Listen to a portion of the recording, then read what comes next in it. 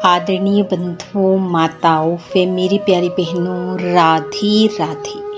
आप सभी का हमारे इस YouTube चैनल जीवन की धारा पर बहुत बहुत स्वागत है। बंधुओं, आज हम इस वीडियो में वैशाख महत्तम का 23वां अध्याय सुनेंगे, जिसे सुनने सुनाने से भगवान श्री हरि की कृपा से मनुष्य के पाप ताप कटते हैं, पुण्य उदय होते हैं। वे मनुष्य शारीरिक व मानसिक रोगों से छुटकारा पाता है। कथा महत्तम सुनने के बाद यदि आप हमारे चैनल पर नए हैं तो कृपया हमारे चैनल को सब्सक्राइब करें, बेल आइकन को प्रेस करें ताकि हमारी वीडियो की नोटिफिकेशन सबसे पहले आप तक पहुंचे। वीडियो को शेयर व लाइक भी जरूर करें। श्रुतदेव जी कहने लगे कि हे राजन, जब व्याध ने अपनी आंखों के सामने मात्र वैशाख महत्तम का श्रवण करने से सिंह और हाथी को पशु योनि से छूटकर दिव्य देह धारण करते देखा तो वह भी अपने शस्त्र आदि फेंककर शंख मुनि से कहने लगा कि हे महात्मा, मैं अत्यंत दुर्बुद्धि और पापी हूँ। हे दया के सागर, अब मुझ पर ऐसी कृपा करो कि जिससे मेरी बुद्धि दूषित होकर खोटे कर्मों में ना जाए। अतः आप मुझे ज्ञान का उपदेश दीजिए। व्याध के ऐसे वचन सुनकर मुनि ने उसको धन्य धन्य कहा और फिर उसको उपदेश देते हुए बोले कि हे व्याध, यदि तू शांति की इच्छा करता है तो वैशाख माह के धर्मों का पालन कर। शंख मुनि बोले, हे व्याध, यहाँ पर धूप अत्यंत तेज है, ना छाया है ना पानी। इस कारण चलो कहीं दूसरी जगह चलते हैं।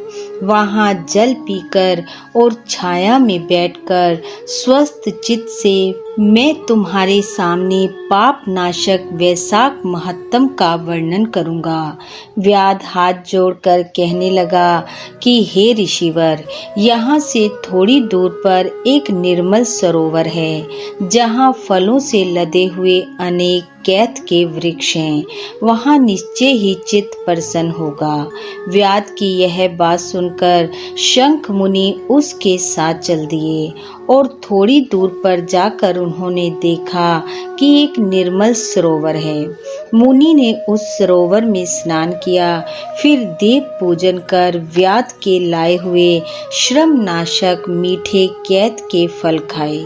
तत्पश्चात व्याध कहने लगा कि हे महात्मन, यदि आप मुझ पर कृपा करो तो यह बतलाओ कि कौन सा कर्म करने से मुझे व्याध जैसी बुरी योनि मिली और फिर कौन सा कैसा कर्म मैंने किया कि आपका सत्संग हुआ।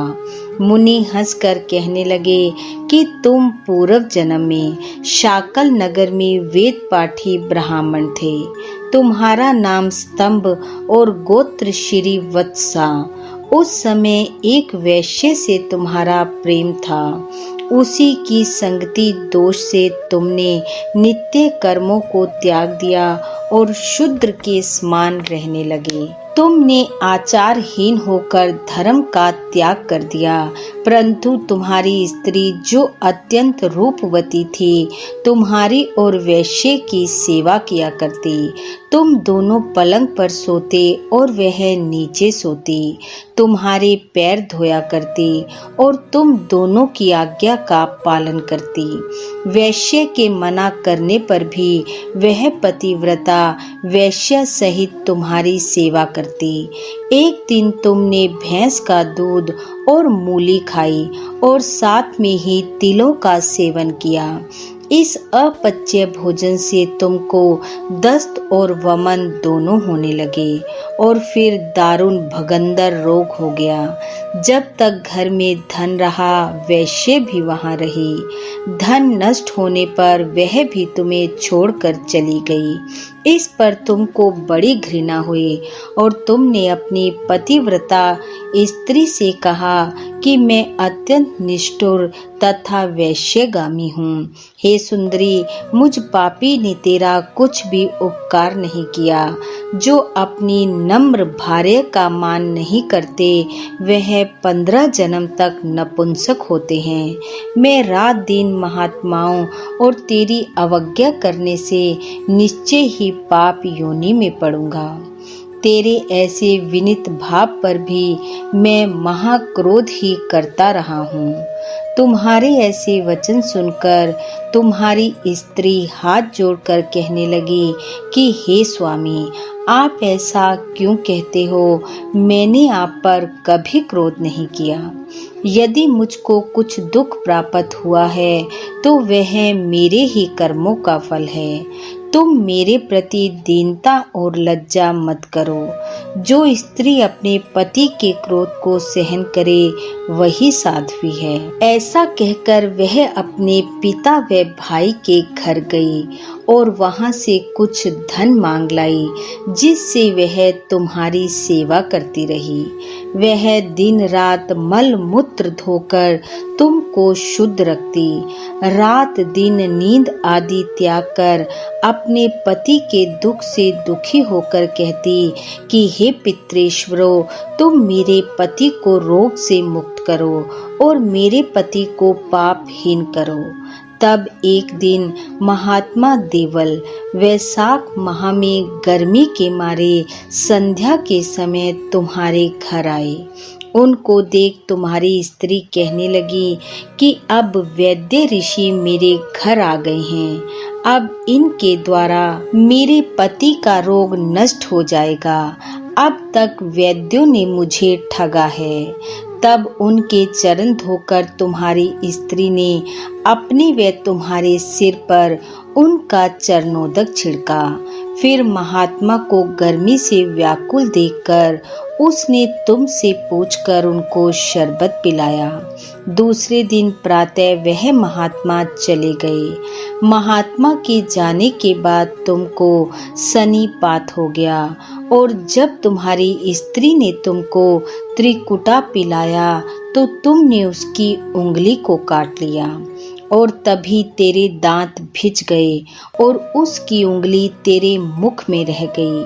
ठीक उसी अवस्था में तुम्हारी मृत्यु हो गई और मृत्यु के समय उसी वैश्य के ध्यान में तुम्हारे प्राण निकल गए। तब तुम्हारी स्त्री अपना कंगन बेचकर ईंधन लाई और तुम्हारी चिता के साथ वह भी सती हो गई। इस प्रकार सती होने, वैशाख में शरबत पिलाने व चरणोदक सिर पर छिड़कने से वह सद्गति को प्राप्त हुई। यद्यपि तेरे सब पाप नष्ट हो गए थे, परंतु अंत समय वैश्य का ध्यान करने से तूने व्याध के घर जन्म लिया। इसी कारण तू सदा हिंसा में लगा रहता है।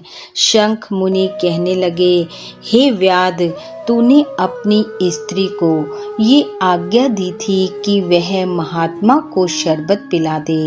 वैशाख माह में तेरे द्वारा किए इस शुभ कर्म के कारण ही व्याध योनि पाकर भी धर्म पूछने की तेरी सद्बुद्धि बनी रही। तूने भी मुनि के चरणों का जल अपने सिर पर छिड़का था, इसी से तुझे सत्य संगति प्राप्त हुई है। मुनि कहने लगे, तुमने अपने पूर्व जन्म में जो कर्म किए थे वे सब मैंने तुमको बतला दिए। तेरे ये सब पाप पुण्य मैंने दिव्य दृष्टि से देखे हैं। अब तुम्हारी कोई और गुप्त इच्छा हो तो वह भी पूछ लो। अब तेरा चित्त शुद्ध हो गया है, अतः तेरा कल्याण होगा। इति वैशाख महत्तम 22वां अध्याय समाप्त। बोलो विष्णु भगवान की जय। बंधु, भगवान श्री हरि की कृपा आप व आपके परिवार पर सदैव बनी रहे। आपका घर आंगन खुशियों से महकता रहे। इन्हीं शुभकामनाओं के साथ आप सबका बहुत बहुत धन्यवाद। राधे राधे।